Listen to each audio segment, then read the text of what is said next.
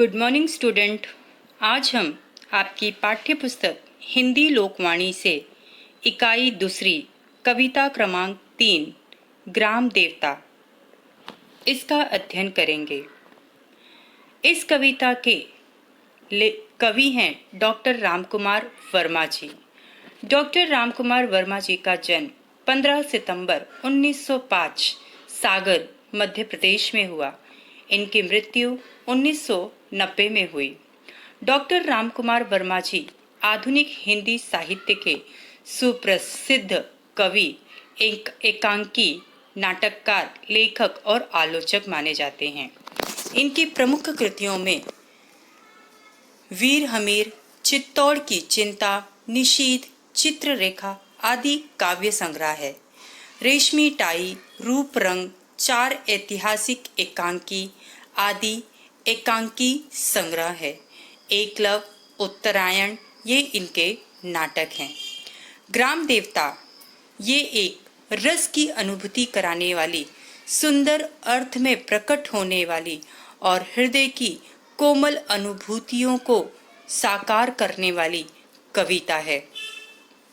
इस कविता में डॉक्टर रामकुमार वर्मा जी ने कृषकों को ग्राम देवता बताते हुए उनके परिश्रमी, त्यागी एवं परोपकारी किंतु कठिन जीवन को रेखांकित किया है।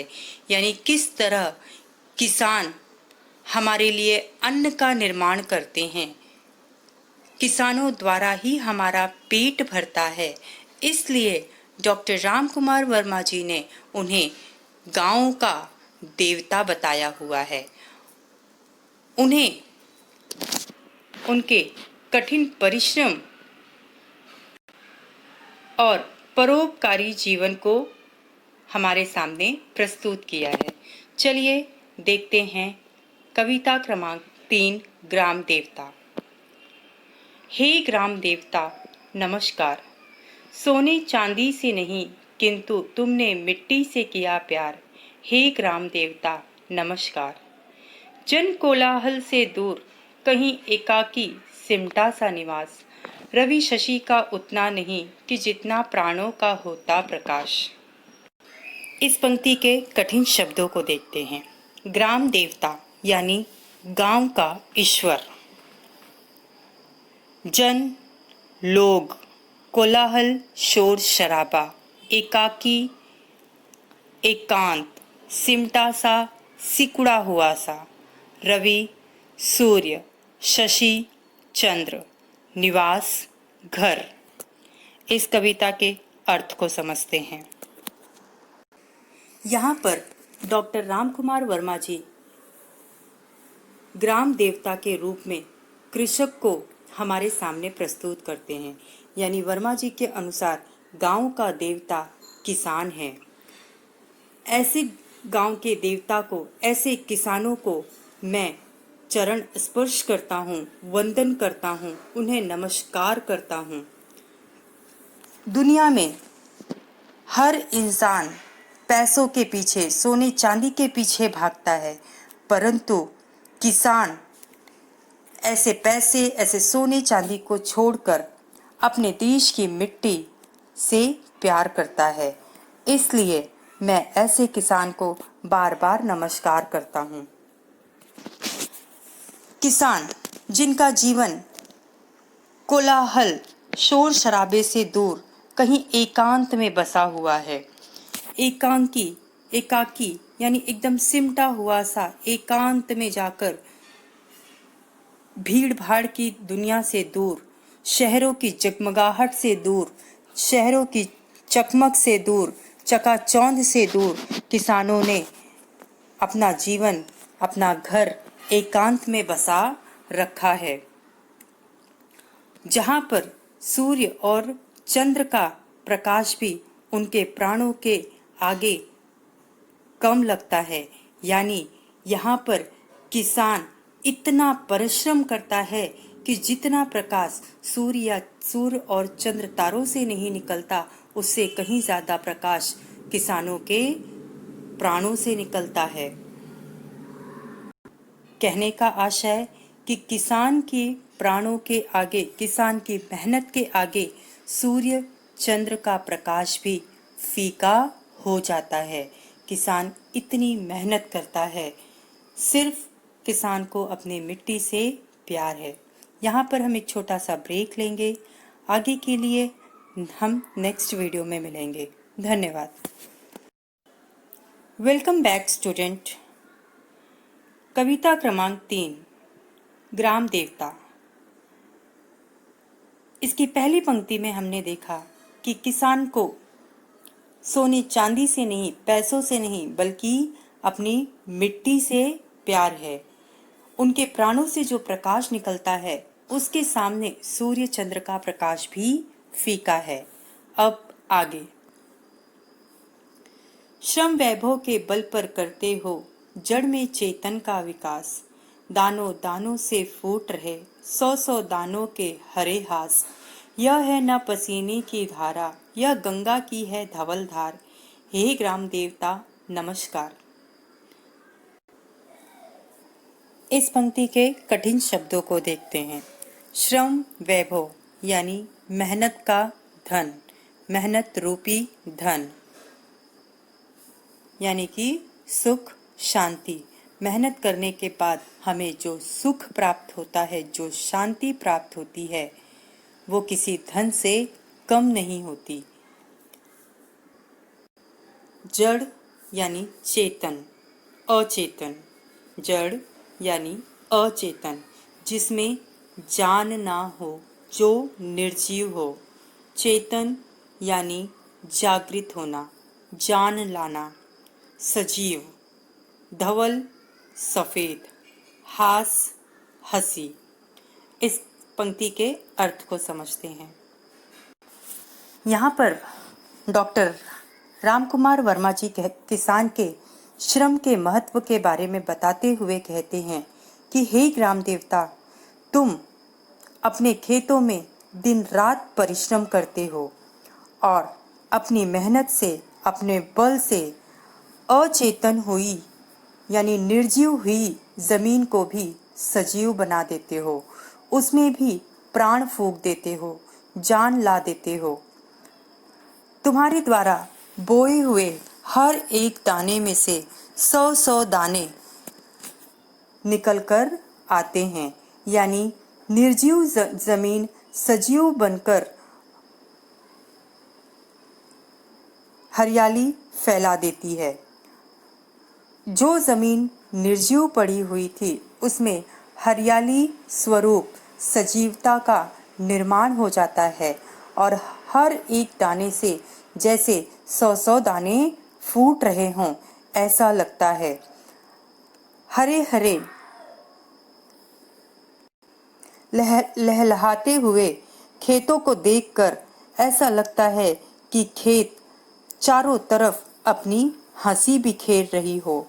तुम्हारे परिश्रम से जो पसीना निकलता है, वो पसीना गंगा नदी के समान सफेद, शुभ्र, पवित्र, निर्मल है।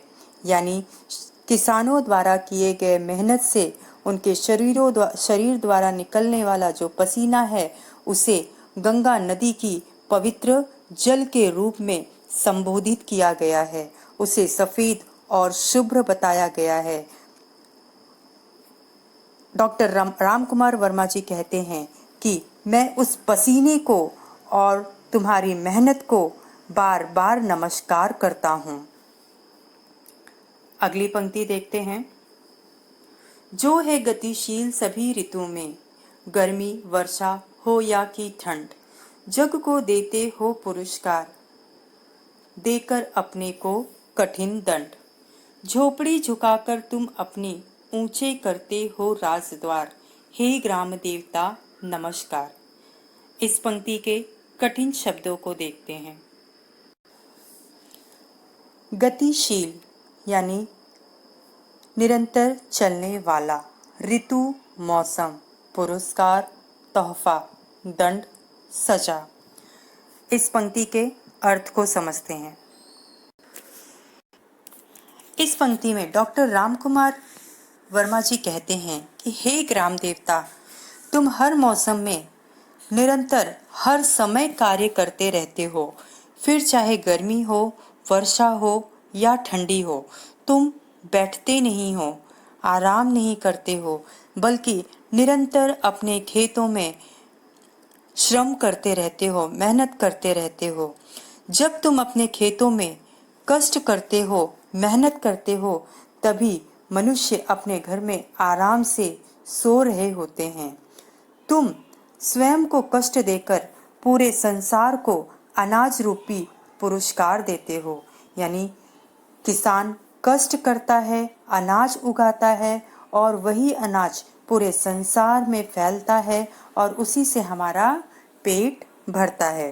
तुम्हारी झोपड़ी के द्वार हमेशा झुके हुए होते हैं, पर महलों के द्वार हमेशा ऊंचे होते हैं।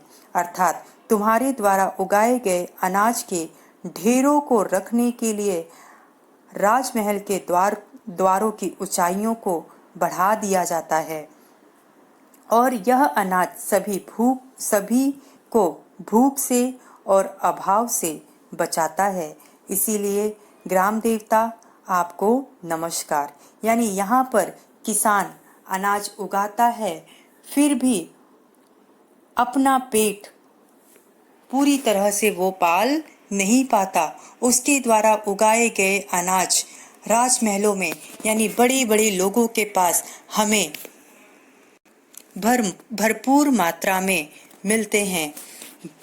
अनाजों किसान की मेहनत का मुआवजा भी उन्हें पूरी तरह से नहीं मिल पाता। कहने का आशा ये है कि किसान इतनी मेहनत करता है, अनाज उगाता है, दिन रात कड़ी परिश्रम करता है, पर उसके द्वारा उगाए गए अनाज का मुआवजा भी उसे ठीक से नहीं मिल पाता।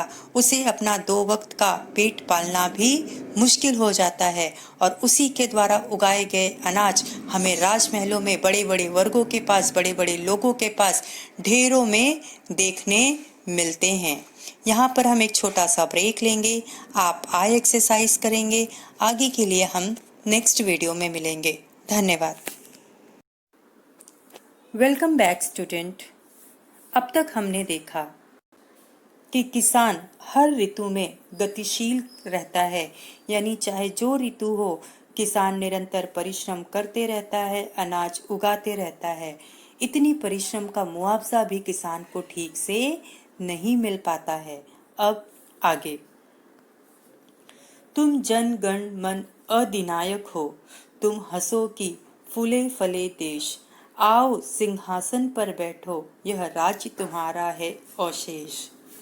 उर्वरा भूमि के नए खेत के नए धान्य से सजे वेश, तुम भू पर रहकर भूमि भार धारण करते हो मनुज शेष। अपनी कविता से आज तुम्हारी विमल आरती लूं उतार, हे ग्राम देवता नमस्कार।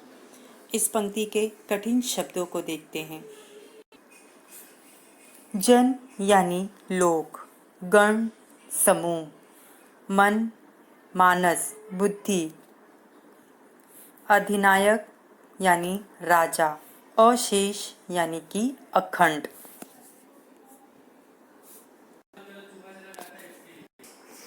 उर्वरा उपजाऊ, धान्य अनाज, मनुज मानव, वेश वस्त्र, पृथ्वी भू यानी कि पृथ्वी, विमल पवित्र। इस पंक्ति में डॉक्टर रामकुमार वर्मा जी कहते हैं कि हे किसान, तुम जनता के, लोगों के स्वामी हो, संपूर्ण जग के तुम स्वामी हो। तुम सदैव हंसते रहो, खुश रहो, क्योंकि तुम खुश रहोगे, तुम प्रसन्न रहोगे, तभी ये देश फलेगा फूलेगा, अर्थात समृद्ध होगा, तभी इस देश का विकास हो पाएगा। कवि का कहना है कि हे किसान, आओ तुम इस सिंहासन पर बैठो, यह पूरा देश, यह पूरा राज्य तुम्हारा ही है, इसलिए तुम्हें इस देश के सर्वोच्च शिखर पर बैठने का पूरा हक है। एक भी स्थान ऐसा नहीं जिस राज्य में तुम्हारा कुछ भी ना हो, यह अशेष तुम्हारा है, यानी ये अखंड साम्राज्य तुम्हारा ही है। यानी कवि का कहना है कि ये पूरा साम्राज्य, ये पूरा देश, ये पूरा राज्य तुम्हारा ही है। अखंड साम्राज्य, पूरा देश तुम्हारा है। इस देश की कोई भी ऐसी वस्तु, कोई भी ऐसा स्थान नहीं है जो तुम्हारा ना हो। इसलिए तुम्हें इस देश के सर्वोच्च शिखर पर बैठने का पूरा अधिकार है। तो आओ, तुम सिंहासन पर बैठो और खुश रहो। तुम जितना खुश रहोगे, देश उतना ही फलेगा फूलेगा, यानी समृद्ध बनेगा। यहाँ पर डॉक्टर राम कुमार वर्मा जी कहते हैं कि किसान तुम्हारे द्वारा उपजाऊ भूमि सदैव नए नए वस्त्र पहनती है। यानी उपजाऊ जमीन पर नए नए धान्य पैदा होते हैं, नई नई चीजें उगती हैं। इसी धरती पर रहकर तुम धरती पर रहने वाले अन्य मनुष्यों के भार को भी अपने ही कंधे पर उठाते हो, उनके लिए अनाज उगाते हो, उनका भरण पोषण करते हो। भार उठाना यानी संपूर्ण देश का पेट पालने का भार किसानों ने अपने कंधे पर उठा रखा है। उनके द्वारा उगाए गए अनाज हम तक पहुंचते हैं, जिससे हमारा भरण पोषण होता है। इसलिए वर्मा जी का कहना है कि पूरे संसार का, पूरे देश का भार किसानों ने उठा रखा है और अनउपजाऊ जमीन को उपजाऊ बनाकर उसमें नए नए बीजों को उगाकर, नए नए प्रकार के धानों को उगाकर, नए नए प्रकार के फसलों को उगाकर उन्हें नए नए रूप में सजाती है। उन्हें देखकर ऐसा लगता है जैसे धरती नए नए वस्त्र पहनकर हमारे सामने सज सज कर आ रही हो। इसलिए डॉक्टर राम कुमार वर्मा जी का कहना है कि किसान की मेहनत को, किसान के परिश्रम को देखकर मुझे ऐसा लगता है कि मैं अपनी इस कविता के माध्यम से ऐसे परोपकारी, परिश्रमी, जन गण मन अधिनायक किसान की आरती उतार लूं, क्योंकि फिर ऐसा अवसर आए ना आए। आज मैं तुम्हें नमस्कार करता हूँ। हे ग्राम देवता, तुम्हें शत शत प्रणाम है। यानी डॉक्टर राम कुमार वर्मा जी का कहना है कि ना जाने मेरे जीवन में ऐसा मौका आए या ना आए, इसलिए ऐसे परिश्रमी, ऐसे परोपकारी, जन गण मन अधिनायक किसान की जो सर्वस्व हैं, ऐसे किसान की मैं आज आरती उतारना चाहता हूँ। इस कविता के माध्यम से उन्हें नमस्कार करना चाहता हूँ। हे ग्राम देवता, हे गांव के ईश्वर, तुम्हें मेरा शत शत प्रणाम है। अर्थात इस कविता के माध्यम से डॉक्टर राम कुमार वर्मा जी ने किसानों की प्रशंसा करते हुए किसानों के मेहनत और परोपकार के बारे में बताया है कि किस तरह से किसान मेहनत करता है, परोपकार करता है, पूरे संसार का बोझ उसने उठा रखा है, लेकिन फिर भी उसे उसकी मेहनत का फल भी नहीं मिल पाता है, उसे उसका मुआवजा भी नहीं मिल पाता है। ऐसे किसान जो देश का, गांव का ईश्वर है, जिसने पूरे देश को संभाले रखने का भार अपने कंधों पर उठाया है, ऐसे किसान को मैं शत शत प्रणाम करता हूँ।